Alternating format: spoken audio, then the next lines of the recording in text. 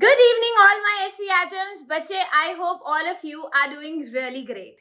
तो बच्चे, आज की ये जो कॉन्वर्सेशन है, दिस इज बेसिकली फॉर दो स्टूडेंट्स जो जेई मेन, जेई एडवांस या फिर नीट एस्पिरेंट है। अगर आप में से कोई बच्चा प्रेजेंटली ग्रेड 10th में है और जो 10 से 11th के टुवर्ड्स मूव कर रहा है, मतलब आप टारगेट कर रहे हो कि आप जेई या नीट का जो एग्जाम है वो 2024 में दो, या फिर लेट से आप में से कोई ऐसा बच्चा है जो अभी प्रेजेंटली ग्रेड 12th में है, मतलब जिसने 11th जस्ट कंप्लीट करके आपने अगर 12th में एंट्री ली है तो आप 2023 में जेई या नीट के लिए अपेयर करोगे। या फिर लेटर से आप में से जो भी बच्चा इस वीडियो को देख रहा है वो राइट नाउ अभी आप जेई मेन, जेई एडवांस की तैयारी कर रहे हो, दैट मीन्स 2022 को टारगेट कर रहे हो।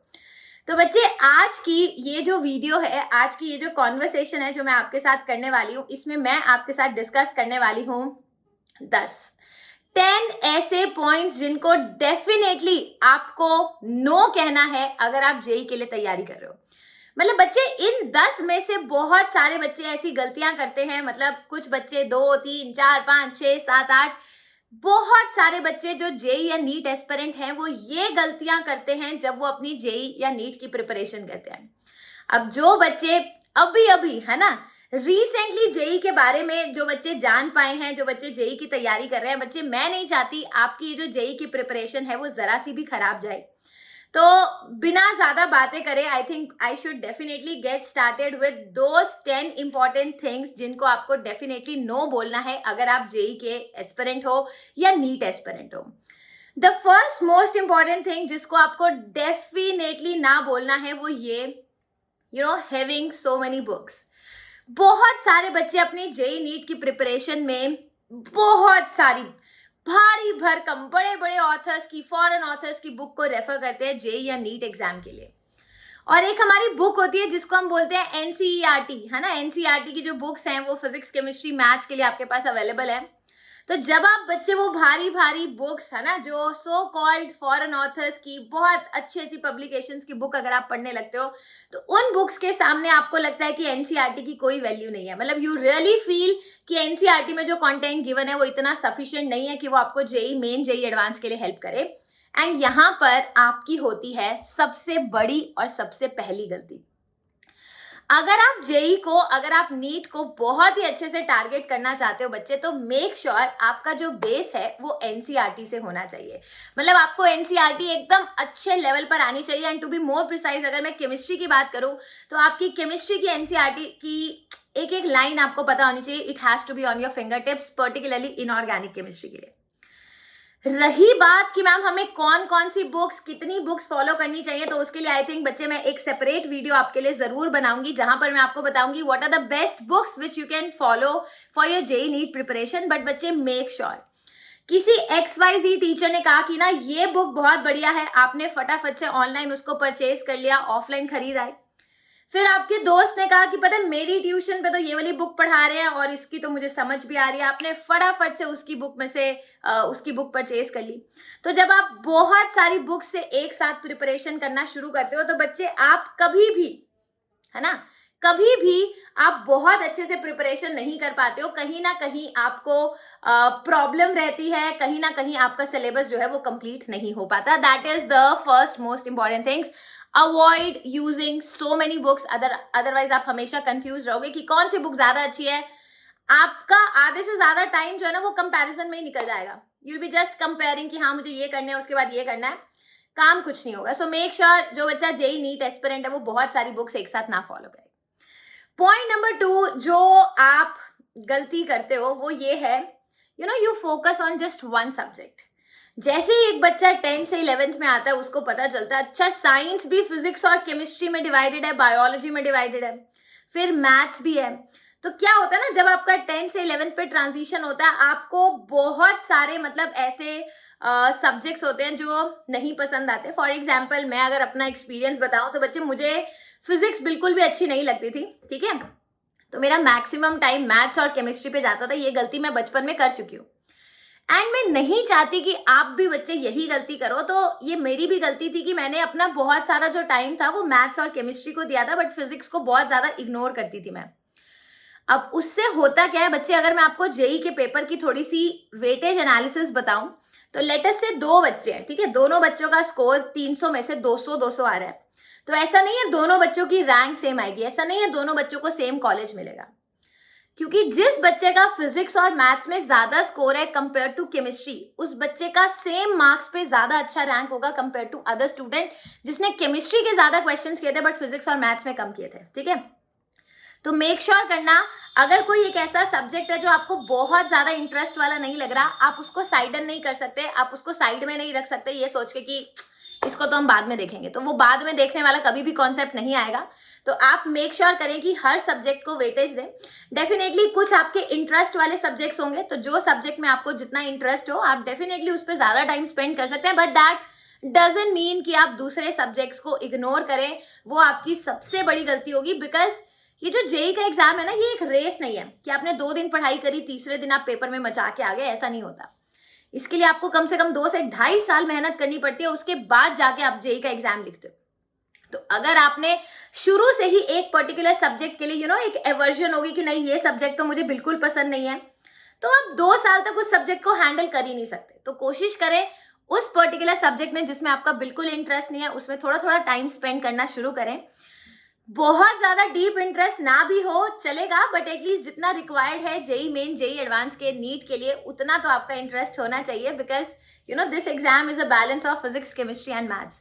आप एक भी सब्जेक्ट अगर छोड़कर जाते हैं, जैसे अगर आप जेई एडवांस की बात करें, वहां पर सब्जेक्ट वाइज मार्किंग भी होती है, तो अगर आप एक भी सब्जेक्ट छोड़कर जाते हैं तो जरूरी नहीं है कि आप आईआईटी जा पाओगे। तो मेक श्योर आप किसी एक सब्जेक्ट को बहुत ज्यादा प्रायोरिटी दें और बाकी 2 को इग्नोर कर दें, या किसी एक सब्जेक्ट को बिल्कुल इग्नोर कर दें, ऐसा आप बिल्कुल भी मत करना, ये एक बहुत बड़ी गलती बाद में जाकर साबित हो सकती है, ठीक है। चलिए, coming on to the third most important mistake जो आप बच्चों को डेफिनेटली अवॉइड करनी है, वो ये कि बच्चे क्या करते हैं अपनी प्रिपरेशन में। जैसे फॉर एग्जाम्पल टीचर ने कुछ पढ़ाया तो थियरी के लिए आप टीचर को रेफर करते हो, that's great.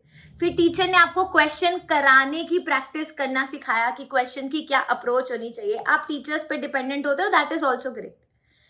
But when it comes to JEE advance का प्रॉब्लम, या अगर मैं नीट और जेई मेन के लिए बात करूं, when it comes to solving some difficult questions, तो प्रॉब्लम क्या होती है, आप बच्चे अंदर से ये सोचते हो कि ये तो टीचर कर देगा, बस ये टीचर की जिम्मेदारी है कि इस प्रॉब्लम को हमें सॉल्व करना सिखाए।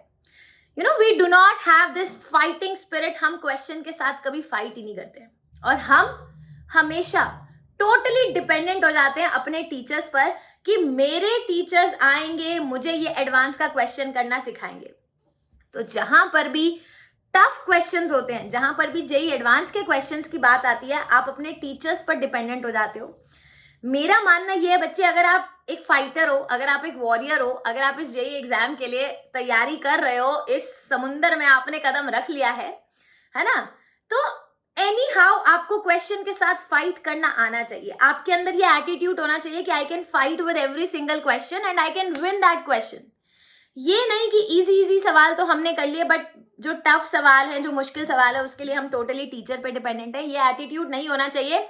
बिकॉज अगर ये एटीट्यूड स्टार्टिंग से आपका रहा तो वो कहते हैं ना, डर के आगे जीत है, आप कभी अपने डर के आगे जीत ही नहीं पाओगे। There will always be a self doubt कि मैं अकेले कुछ नहीं कर पाऊंगा, मुझे अपनी टीचर की हेल्प चाहिए। तो मेक श्योर बच्चे बहुत ज्यादा अपने टीचर पे टफ क्वेश्चंस के लिए डिपेंडेंट मत हो, खुद से क्वेश्चन जरूर ट्राई करें, वेदर इट इज इजी और a tough question, you have to fight with the question, end तक क्वेश्चन के साथ स्ट्रगल करो।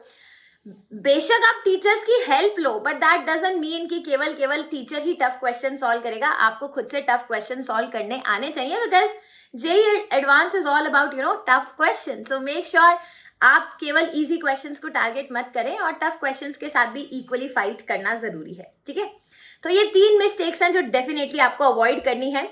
फोर्थ जो मिस्टेक है ना, जो मैं आपके साथ डिस्कस करना चाहती हूँ, ये मिस्टेक, अगर मान लो 14 लाख बच्चे एग्जाम दे रहे हैं, ठीक है, let's say 14 lakh students are appearing for the exam, 10.5 से 11 लाख बच्चे यही मिस्टेक करते हैं।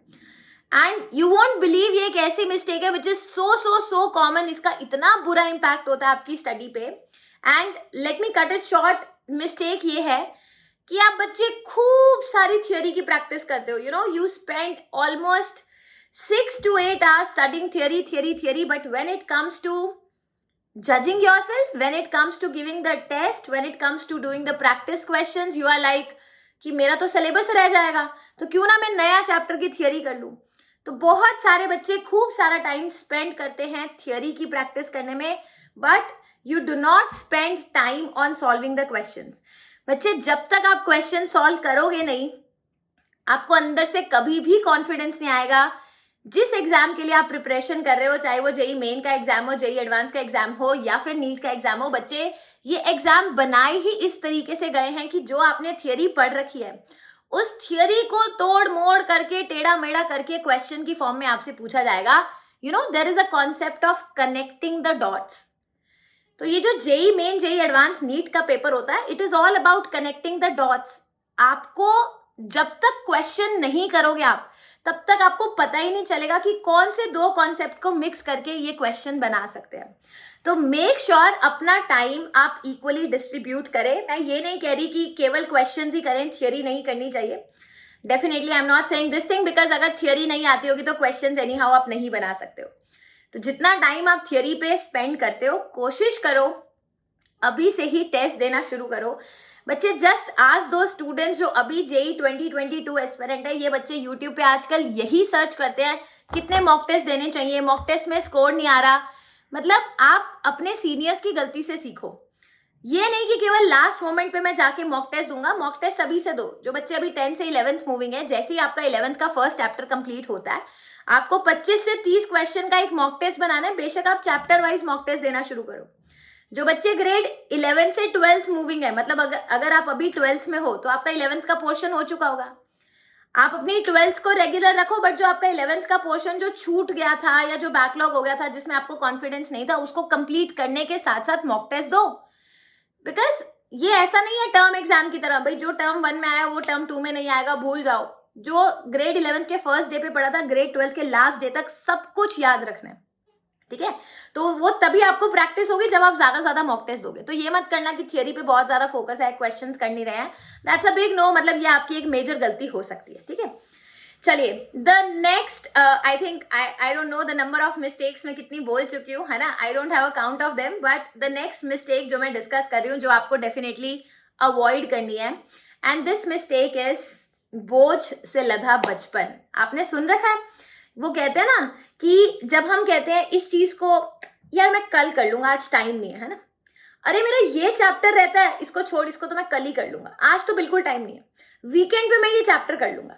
तो बच्चे, ये जो एटीट्यूड है ना, मैं बाद में कर लूंगा, अपने यूनिट टेस्ट के बाद कर लूंगा, अपने वीकली टेस्ट के बाद कर लूंगा, अपनी असाइनमेंट्स देने के बाद कर लूंगा, ये जो बाद कर लूंगा वाली टर्म है ना, इससे आपका इतना बैकलॉग हो जाएगा ग्रेड 11th का एंड हो सकता है ग्रेड 12th का, कि आप कभी उस बैकलॉग से बाहर ही नहीं आ पाओगे.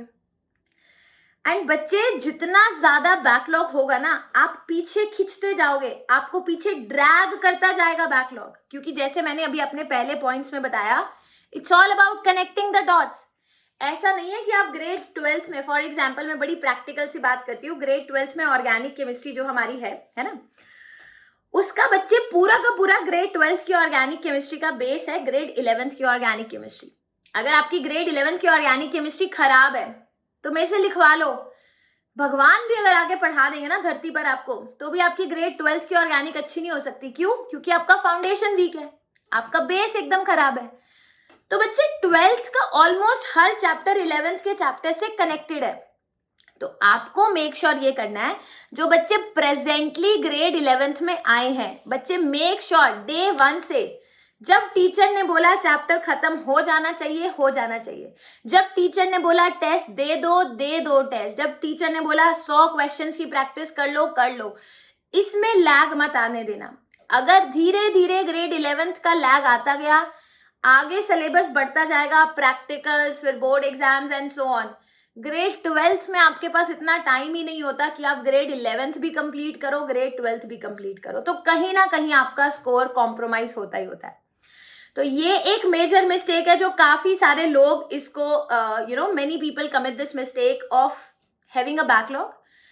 वो बैकलॉग पूरे चैप्टर का भी हो सकता है, पूरी थियोरी का हो सकता है, वो बैकलॉग क्वेश्चंस का हो सकता है, वो बैकलॉग मॉक टेस्ट का होता है. तो किसी भी प्रकार का, एंड बैकलॉग आएंगे. ऐसा नहीं है कि बैकलॉग आते नहीं है, आएंगे बट आपको उनको मैनेज करना आना चाहिए। फॉर एग्जाम्पल सपोज करो मैं आपको अपनी प्लस की क्लास पे है ना एक चैप्टर करा रही हूँ, लेट्स से केमिकल बॉन्डिंग। तो जिस टाइम मेरा केमिकल बॉन्डिंग चैप्टर चल रहा है, हो सकता है आपके स्कूल के एग्जाम्स चल रहे हो, तो डेफिनेटली एट दैट टाइम आपको ये लगेगा कि स्कूल के एग्जाम्स पे फोकस करना जरूरी है।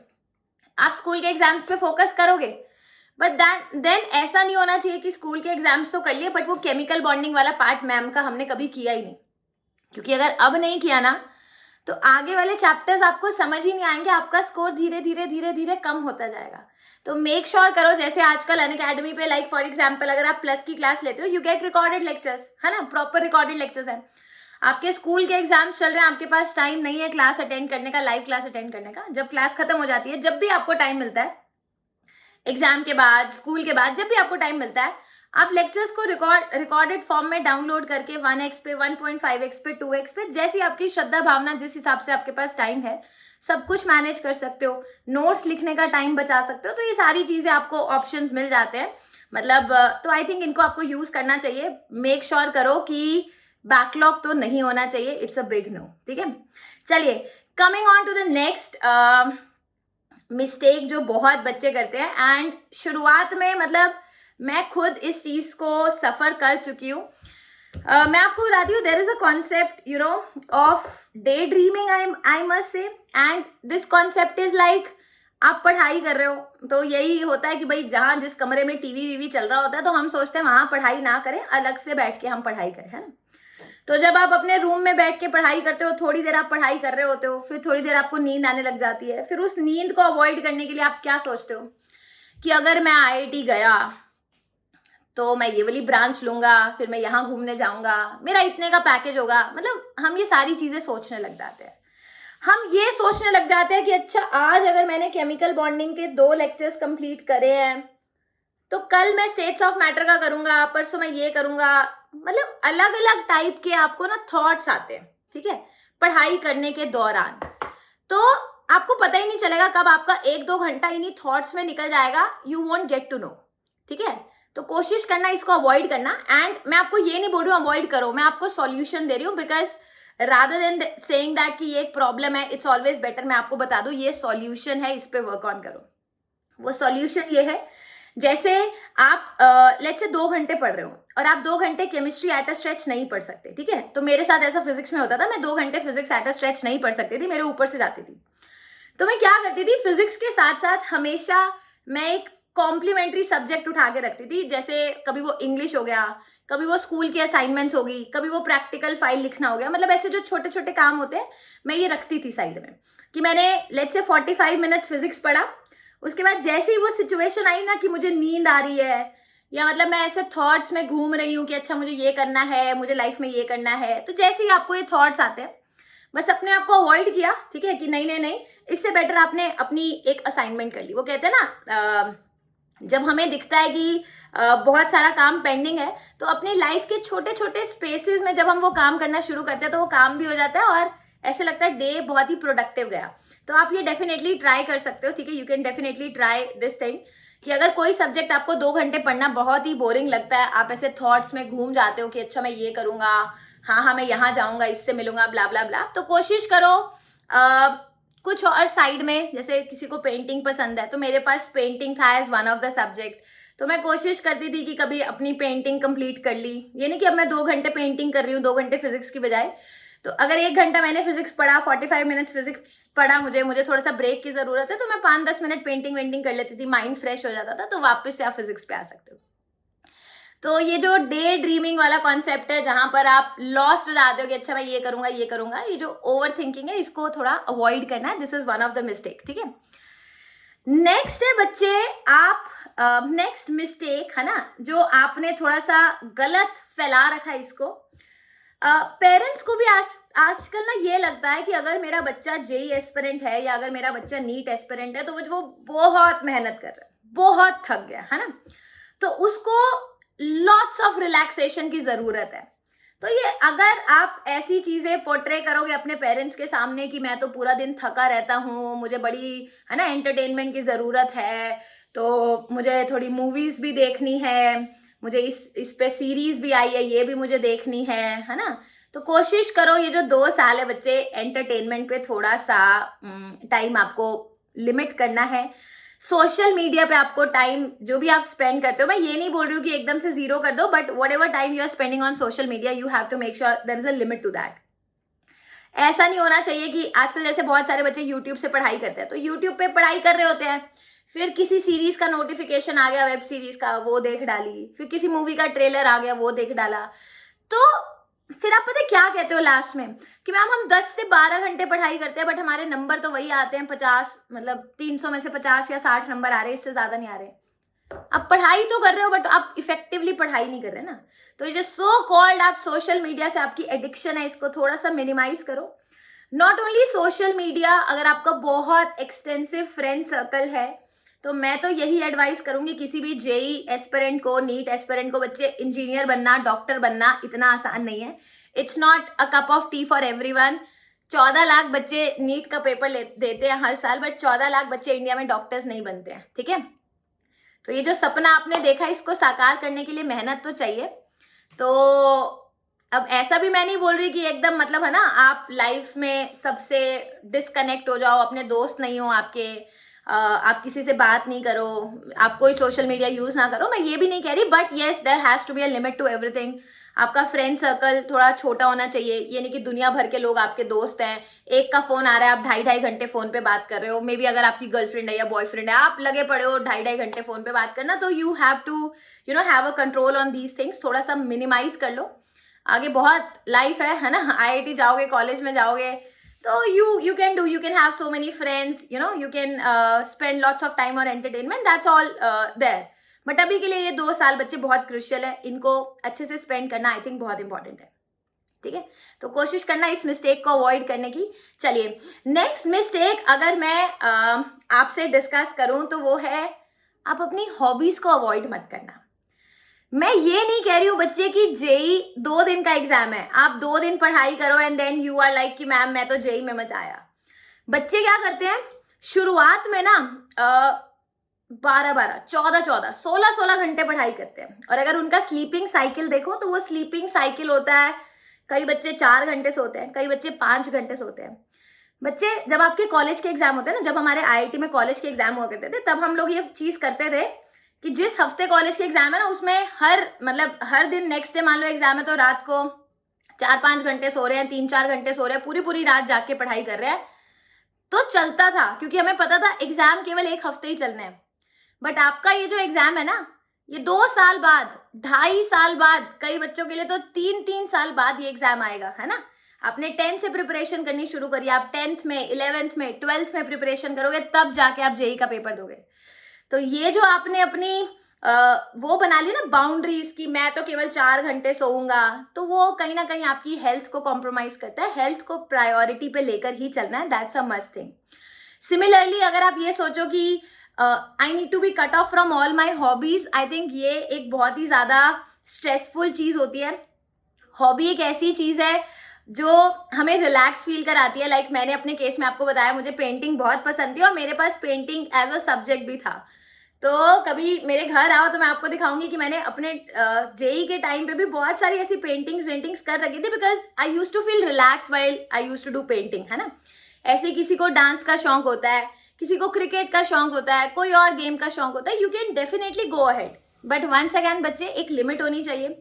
ये नहीं कि मैंने बड़े सारे बच्चे देखे हैं जो ये बोलते हैं कि मैम हम तो क्रिकेट में अपना करियर बनाना चाहते हैं, साथ ही साथ हम जेई भी देना चाहते हैं। तो अगर आप 2 नाव में पैर रखोगे तो ना इधर के रहोगे ना उधर के रहोगे।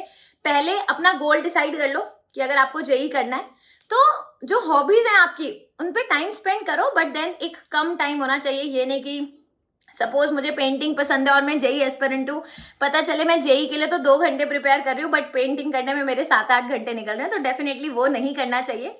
आप अपनी हॉबीज को क्विट मत करो, अवॉइड मत करो, अदरवाइज वो बहुत ही ज्यादा स्ट्रेसफुल हो जाएगा।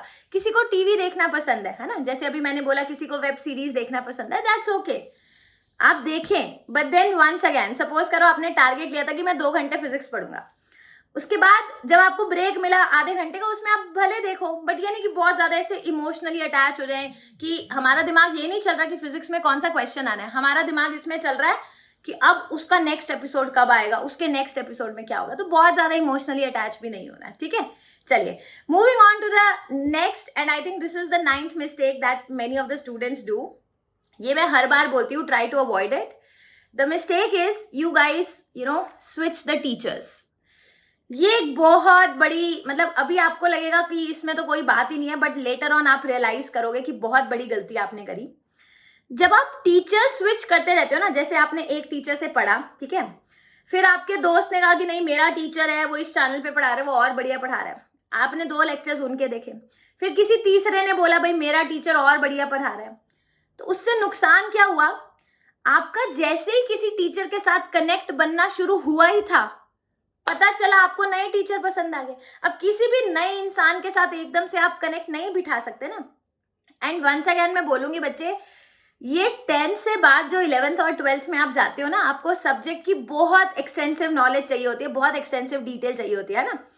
और जब टीचर के साथ कनेक्ट अच्छा हो ना, तो मेरे ख्याल से आपको सब्जेक्ट से ऑटोमेटिकली प्यार हो जाता है। बट जब आप टीचर से कनेक्ट नहीं बिठा पाते हो ना, आपको वो सब्जेक्ट ही कभी पसंद नहीं आता। और मैंने आपको शुरू में ही बोला, जब आपको सब्जेक्ट पसंद नहीं आएगा, आपसे क्वेश्चंस नहीं बनेंगे, आप उस सब्जेक्ट को अवॉइड करोगे, फिर रैंक खराब आएगी सेम नंबर पे, ये सारी चीजें मैंने आपको बताई ना। तो कहने का मतलब ये है, बेशक आप अपने टीचर्स बड़े आराम से डिसाइड करो। जो अभी 10th से 11th मूविंग स्टूडेंट्स हैं, आप भले 1-1.5 महीना डिफरेंट टीचर्स एक्सप्लोर करो, देखो कि किस टीचर के पढ़ाने से आपके क्वेश्चंस बनते हैं, किस टीचर से आपका कनेक्ट अच्छा बैठता है, किस टीचर की क्लास में समझ आता है, बहुत ज्यादा एफर्ट नहीं लगाना पड़ता, किस टीचर कितना कंटेंट, कितने लेवल का कंटेंट आपको पढ़ा रहा है। आप भले हर चीज देखो, ऑनलाइन ऑफलाइन जैसे आपको पसंद आए आप वैसे देखो, बट मेक श्योर फिर आपने फिक्स कर लिया। जो स्विचिंग द टीचर्स वाला कॉन्सेप्ट है ना, ये मेरे ख्याल से बच्चे को कभी सब्जेक्ट से कनेक्ट नहीं बिठाने देता, क्योंकि आप टीचर से ही कनेक्ट नहीं बिठा पाते हो। तो इस चीज को, है ना, you have to make a note of this thing, ठीक है। एंड नाउ बच्चे, मैं लास्ट एक मिस्टेक डिस्कस करना चाहती हूँ। मैं ये बोलूंगी, ये मिस्टेक नहीं है, ये हमारे अंदर से अपने आप ही आ जाता है। It's a reflex thing which is self doubt. हमें हर बार ये लगता है कि हमसे नहीं हो पाएगा। जहां पर भी थोड़ी सी कठिन सिचुएशन आती है ना, टफ सिचुएशन आती है, आप सोचते हो लेट मी क्विट, आप सोचते हो चलो छोड़ दो, मैं जेई के लिए बना ही नहीं हूं। और जैसे ही आप अपने ऊपर डाउट करते हो ना, जैसे ही आप सेल्फ डाउट के वो कहते हैं ना कुएं में धंसते जाते हो, आपका कॉन्फिडेंस लेवल इतना कम हो जाता है, फिर मतलब 1000 भी मोटिवेशनल वीडियोस आप देख लो, उनसे कोई फर्क नहीं पड़ता। और ये चीज शायद जिन्होंने अभी जेई की प्रिपरेशन स्टार्ट करी है, आप ये फील ही नहीं कर पा रहे हो, बिकॉज अभी सब कुछ बहुत स्मूथ चल रहा होगा। जब आप धीरे धीरे आगे बढ़ोगे ना इस जर्नी में, तब बहुत सारे अप्स एंड डाउन्स आएंगे। आपने 10-10, 12-12 घंटे पढ़ाई करी, फिर आप पेपर दोगे, आपके मॉक टेस्ट में नंबर नहीं आएंगे, आपसे क्वेश्चंस नहीं बनेंगे, आपके नेगेटिव मार्क्स आएंगे, so many things will be there, but you have to be ready for everything. You have to be in touch with your teachers, जो आपको हर टाइम पे मेंटोर करे, आपको गाइड करे। आप कभी भी गलत डायरेक्शन में मत सोचो, गलत डायरेक्शन में मत जाओ।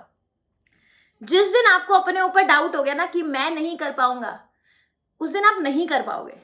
बच्चे, मैं हर बार एक चीज बोलती हूँ, अपने 7 साल 8 साल के करियर में मैं हर बार हर बच्चे को ये लाइन बोलती हूँ कि इस पूरी दुनिया में it's not only about JEE, it's not only about NEET. अगर इस पूरी दुनिया में आपको कोई हरा सकता है ना, तो वो केवल आप हो। आप अपने आप को अगर हरा सकते हो तो आप हार जाओगे, अदरवाइज इस पूरी दुनिया में कोई ऐसा पैदा ही नहीं हुआ जो आपको हरा दे, ठीक है। अगर आपने मेहनत करी है, अगर आपके अंदर जज्बा है, अगर आपके अंदर जुनून है ना कुछ करके दिखाने का, तो पूरी दुनिया में ऐसा कोई इंसान नहीं जो आपको हरा दे। तो मेक श्योर करो बच्चे, इस जर्नी में जहां पर आप उतरे हो ना, है ना, ये जो जेई की जर्नी में आप आए हो ना, मतलब एक अंदर से ताकत होनी चाहिए, एक अंदर से आवाज होनी चाहिए कि मुझे करके दिखाना है। और जब जब अपने ऊपर सेल्फ डाउट आ रहा होगा ना, just go and sit with your parents, अपने मम्मी पापा के साथ बैठो, 5 मिनट बात करो, और जस्ट देखो कि जिस दिन आपका जेई क्लियर होगा ना, जिस दिन आपके आगे वो टैग लगेगा ना कि आप आईआईटी से हो, उस दिन आपके पेरेंट्स को कितनी खुशी होगी। मतलब जिस दिन आपका आईआईटी में सिलेक्शन होगा ना, उस दिन सबसे ज्यादा खुशी आई थिंक आपको नहीं होगी, जितनी खुशी हमें टीचर्स को होगी जो आपको पढ़ाएंगे, जितनी खुशी आपके पेरेंट्स को होगी, उसका लेवल अलग ही होता है, ठीक है। तो जब भी आपको ऐसे बच्चे कहते हैं ना मैम आप मोटिवेशनल वीडियो ले लो, मैम हमने मोटिवेशनल वीडियो यूट्यूब पे सर्च करी, मेरे ख्याल से सबसे बड़ी मोटिवेशन आपके साथ है आपके पेरेंट्स। जो बच्चे अपने पेरेंट्स से दूर रहकर पढ़ाई कर रहे हैं, आप अपने पेरेंट्स को कॉल करो एंड जो वहां से आपको कॉन्फिडेंस मिलेगा वो कॉन्फिडेंस और कहीं से नहीं आ सकता, ठीक है। तो बच्चे ये 10 छोटे छोटे ऐसे पॉइंट्स थे जो डेफिनेटली आप इस जेई की जर्नी में एक्सपीरियंस करने वाले हो। आप में से कई बच्चों ने एक्सपीरियंस करे भी होंगे, जो भी स्टार्टर्स हैं, जो भी बिगिनर्स हैं। आई थिंक धीरे धीरे आप ये चीजें एक्सपीरियंस करोगे, बट अगर आपने ये वीडियो को देखा है तो आई एम श्योर जब आप वो चीज एक्सपीरियंस करोगे तो आप मेरे पॉइंट से कोरिलेट कर पाओगे कि हाँ, साक्षी मैम ने कहा था कि नेगेटिव मार्क्स आएंगे, डिप्रेशन होगा, ये क्वाइट जेन्युइन है, मगर ऊपर उठ के देखो, आप डेफिनेटली बहुत अच्छा कर सकते हो, ठीक है। सो आई होप जो चीजें मैंने सोची थी, मैं हर बार ये कहती हूँ बच्चे की लाइफ बहुत छोटी है कि आप अपनी मिस्टेक से सीखो।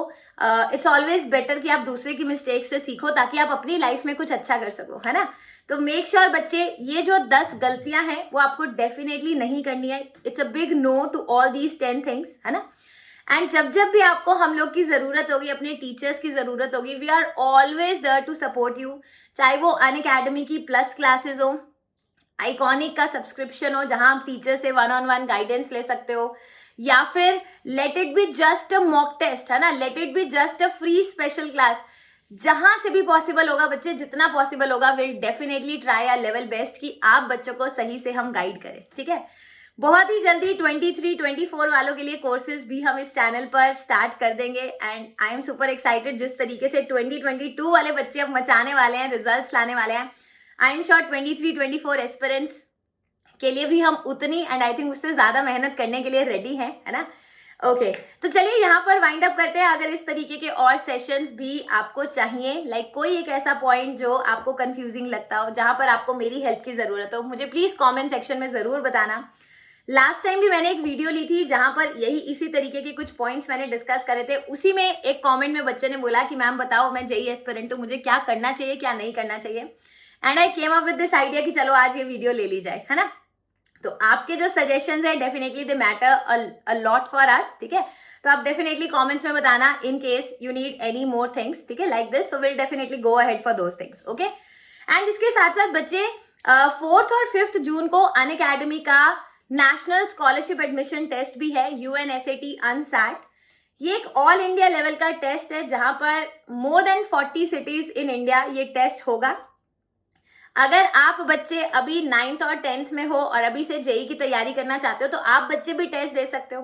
11th वाले बच्चे, 12th वाले बच्चे, जेई एस्पिरेंट्स, नीट एस्पिरेंट, हर बच्चा इस टेस्ट को दे सकता है।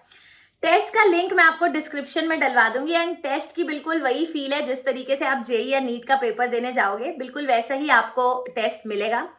ऑल इंडिया लेवल टेस्ट है तो आप बच्चे अपनी परफॉर्मेंस एनालाइज कर सकते हो, है ना, कि आप कहाँ पर स्टैंड करते हो पूरे इंडिया के बच्चों के कंपैरिजन में, राइट। तो आपको एक अच्छा सा डिटेल आइडिया मिल जाएगा। इसके साथ साथ you can earn lots of scholarship, 90% तक आपको स्कॉलरशिप मिल सकती है अगर आप अनअकैडमी का सब्सक्रिप्शन प्लान कर रहे हो आगे जाके। जो टॉप 40 रैंकर्स हैं उनको आईफोन भी मिल सकता है एंड हर पार्टिसिपेंट को अनअकैडमी की टी शर्ट तो मिलेगी, which is a great thing, ठीक है। चलिए, तो दोज हु आर इंटरेस्टेड आप मेरा कोड यूज कर सकते हैं साक्षी, उस टेस्ट के लिए एनरोल करने के लिए। टेस्ट का लिंक मैं डिस्क्रिप्शन में डलवा दूंगी। तो मिलते हैं अगली वीडियो में, तब तक के लिए टेक केयर, बाय बाय।